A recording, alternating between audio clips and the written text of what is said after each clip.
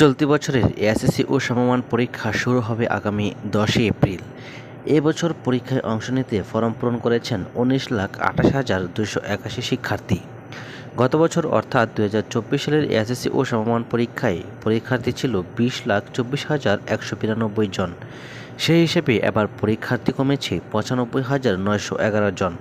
রোববার 16 মার্চ শিক্ষা মন্ত্রণালয়ে অনুষ্ঠিত এসএসসি ও সমমান পরীক্ষার জাতীয় মনিটরিং ও আইনশৃঙ্খলা কমিটির সভায় শিক্ষা উপদেষ্টা চৌধুরী রফিকুল সি.আর.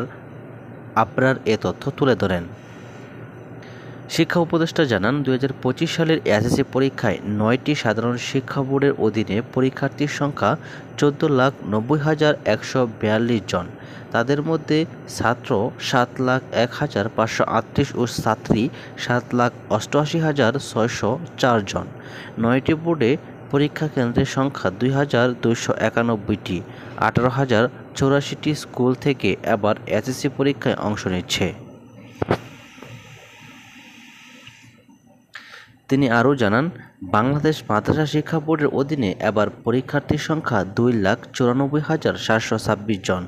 এর মধ্যে ছাত্র 1,50,893 জন, ছাত্রী 1,43,833 জন। পরীক্ষা কেন্দ্রের সংখ্যা 725টি। পরীক্ষায় অংশ নিচ্ছে 9,063টি মাদ্রাসার শিক্ষার্থীরা। এছাড়া বাংলাদেশ কারিগরি শিক্ষা বোর্ডের অধীনে পরীক্ষার্থীর সংখ্যা 1,43,313 জন। এর মধ্যে ছাত্র 1,08,385 জন এবং ছাত্রী 34,928 জন বলেও উল্লেখ করেন শিক্ষা উপদেষ্টা। তবে এত সংখ্যক পরীক্ষার্থী কেন কমেছে তা নিয়ে কোনো কথা বলেননি শিক্ষা উপদেষ্টা। সভায় উপস্থিত শিক্ষা মন্ত্রণালয়ের মাধ্যমিক ও উচ্চশিক্ষা বিভাগের সিনিয়র সচিব সিদ্দিক জুবায়েরও বিষয়টি নিয়ে কিছু বলেননি। বিষয়টি নিয়ে জানতে সিনিয়র সচিব সিদ্দিক জুবায়েরের সঙ্গে রাতে মোবাইল ফোনে যোগাযোগ করা হয়। তিনি জাগো নিউজকে বলেন, শিক্ষার্থী কমুক সেটা তো প্রত্যাশিত নয়। স্কুলে, মাধ্যমিক ও মাদ্রাসায় দাখিল পর্যায়ে শিক্ষার্থী ঝরে পড়ার হার বেড়েছে কিনা সেটা যাচাই করতে হবে। যদি একেবারে প্রথম শ্রেণী থেকে শিক্ষার্থী কমে তাহলে তো সেটি ভিন্ন বিষয়। শিক্ষার্থী কেন কমেছে সেটা যদি শিক্ষা ব্যবস্থার কোনো ত্রুটি বিচ্যুতির কারণে হয় তাহলে সেটা নিয়ে আমরা কাজ করব।